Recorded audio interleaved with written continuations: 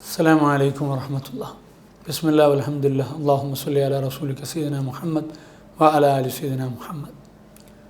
അഷ്റഫുൽ ഖൽഖ് റസൂലുള്ളാഹി സ്വല്ലല്ലാഹു അലൈഹി വസല്ലം തങ്ങളുടെ സ്നേഹവായ്പിനെക്കുറിച്ച് നമ്മൾ പറഞ്ഞു, നമ്മളോടുള്ള ബന്ധം. എന്നാൽ ആ പ്രിയപ്പെട്ട പ്രവാചകരുമായി ബന്ധപ്പെട്ടുകൊണ്ടുള്ള വിഷയങ്ങൾ എത്രമാത്രം നമ്മളോട് ബന്ധപ്പെട്ട് കിടക്കുന്നു എന്നതിനെക്കുറിച്ചാണ് ഇന്ന് പറയാൻ ആഗ്രഹിക്കുന്നത്. അതിലൊന്നാണ് മുത്തുനബി സല്ലല്ലാഹു അലൈഹി വസല്ലം തങ്ങളുടെ ഭാര്യമാർ. പ്രവാചകരുടെ ഭാര്യമാർ വിശ്വാസികളെ സംബന്ധിച്ചിടത്തോളം ഏതർത്ഥത്തിലാണ് അവരോട് ബന്ധപ്പെട്ട് കിടക്കുന്നത് എന്നതിനെക്കുറിച്ച് നമ്മൾ ആലോചിച്ചിട്ടുണ്ടോ? നമ്മെ വല്ലാതെ അത്ഭുതപ്പെടുത്തും. അത് ശരിക്കു പറഞ്ഞാൽ പ്രവാചകരോട് എത്രമാത്രം നമ്മുടെ ബന്ധം ചേർന്ന് കിടക്കുന്നു എന്ന് ബോധ്യപ്പെടുത്തുന്ന സംഗതി വിഷയം കൂടെയാണ്.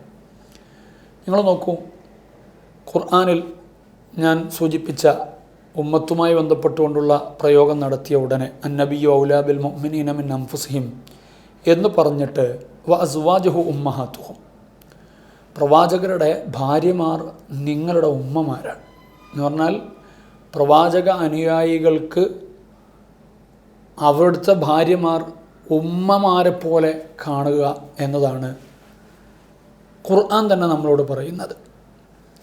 ഉമ്മമാരൊക്കെ പോലെ കാണുക എന്നുള്ളത് ആലങ്കാരികമായ ഒന്നല്ല, മറിച്ച് വസ്തുതാപരമാണ്. അതെങ്ങനെയാണ് വസ്തുതാപരമാകുന്നത്? നിങ്ങൾ നോക്കൂ, ഹബീബായ റസൂലുള്ളാഹി സ്വല്ലല്ലാഹു അലൈഹി വസല്ലം തങ്ങളുടെ ഭാര്യമാരെ നമുക്ക് വിവാഹം കഴിക്കാൻ പറ്റുമോ? ഇസ്ലാമിക വിധിപ്രകാരം പ്രവാചകരുടെ ഭാര്യമാരെ നമുക്ക് വിവാഹം കഴിക്കാൻ പറ്റില്ല. എന്തുകൊണ്ട്? ഉമ്മമാരെ വിവാഹം കഴിക്കാൻ പറ്റില്ല എന്നതുകൊണ്ട് തന്നെ ഉമ്മമാരുടെ സ്ഥാനത്ത് നിൽക്കുന്ന, നമുക്ക് എല്ലാ അഭയവുമായി കിടക്കുന്ന ഉമ്മഹത്തുൽ മുഅ്മിനീൻ എന്ന ആ മഹാപ്രഭാവമുള്ള വനിതകൾ, അവർ നമ്മുടെ ഉമ്മമാരാണ് എന്ന് നമ്മൾ മനസ്സിലാക്കണം. അതുകൊണ്ട് തന്നെ അവരെ വിവാഹം കഴിക്കുക എന്നുള്ളത് വിശ്വാസികൾക്ക് അനുവദിക്കപ്പെടുന്ന കാര്യമല്ല എന്നുള്ളതാണ്.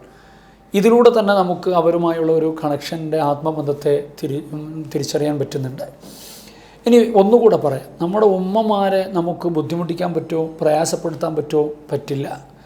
എന്നാൽ പരിശുദ്ധ ഖുർആനിലൂടെ പറയണം, വമാ കാന ലക്കും അൻ തുഉദൂ റസൂലല്ലാഹി വലാ അൻ തൻകിഹു അസ്വാജഹു മിൻ ബഅദിഹി അബദ ഇന്ന ദാലികും കാന ഇൻദല്ലാഹി അളീമ. ഞാൻ നേരത്തെ സൂചിപ്പിച്ച അതേ ഒരു ആശയത്തെ ഏതർത്ഥത്തിലാണ് ഖുർആൻ അവതരിപ്പിക്കുന്നത് എന്നുകൂടെ നോക്കണം. നിങ്ങളെന്ത് ചെയ്യാൻ പാടില്ല? പ്രവാചകരെ ബുദ്ധിമുട്ടിക്കാൻ പാടില്ല എന്ന് മാത്രമല്ല, നിങ്ങൾ ആ പ്രവാചകരുടെ ഭാര്യമാരെ വിവാഹം കഴിക്കാനും കൂടെ പാടില്ല. ആ വിവാഹം കഴിക്കുന്നത് ഭാര്യമാർക്ക് പ്രയാസം ഉണ്ടാക്കുന്നതാണ് എന്ന് മാത്രമല്ല, ഹബീബായ റസൂലുള്ളാഹി സ്വല്ലല്ലാഹു അലൈഹി വസല്ലം തങ്ങളെ തന്നെ പ്രയാസപ്പെടുത്തുന്ന ഒരു കാര്യമാണ്.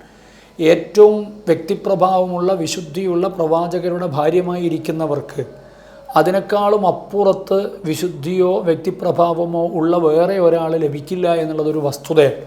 ആ ഒരർത്ഥത്തിൽ ജീവിക്കുന്ന, ഏറ്റവും ഉന്നതമായ വിധാനത്തിൽ ജീവിക്കുന്ന ആ ഉമ്മമാർ, ആ റസൂലുള്ളാഹി സ്വല്ലല്ലാഹു അലൈഹി വസല്ലമയുടെ ഭാര്യമാർ, അവരെ ഏറ്റവും കൂടുതൽ ആദരിക്കപ്പെടേണ്ടവരും സ്നേഹിക്കപ്പെടേണ്ടവരുമാണ് എന്നതാണ് ഇതിലൂടെ നമ്മെ ബോധ്യപ്പെടുത്തുന്നത്. അതോടൊപ്പം തന്നെ ഒരു ഉമ്മയ്ക്ക് തുല്യം കണ്ടുകൊണ്ട് ആ ഒരർത്ഥത്തിൽ പ്രവാചകരോടൊപ്പം ജീവിച്ച മഹതിമാർ എന്ന രീതിയിൽ അവരോട് സ്നേഹം കാണിക്കാനും ആദരവ് കാണിക്കാനും അവരെ പരിഗണിക്കാനും നമുക്ക് കഴിയണം എന്നതുകൂടെയാണ് ഇതിലൂടെ നമ്മെ ബോധ്യപ്പെടുത്താൻ വേണ്ടി ശ്രമിക്കുന്നത്. തീർച്ചയായും പ്രവാചകർക്ക് അള്ളാഹു നൽകിയിട്ടുള്ള പ്രത്യേകമായൊരു പരിഗണന കൂടെയാണ് അത്.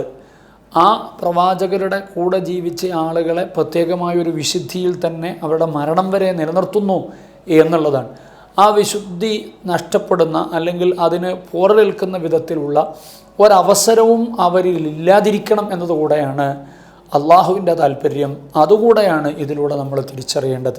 പ്രവാചകരുമായി ബന്ധപ്പെട്ട ഓരോ കാര്യങ്ങൾക്കും അതിവിശേഷങ്ങളുണ്ടെങ്കിൽ ആ വിശേഷങ്ങളെ അറിഞ്ഞ് അതിനെ ആദരിക്കാനും ബഹുമാനിക്കാനും നമുക്ക് സൗഭാഗ്യം നൽകുമാറാവട്ടെ.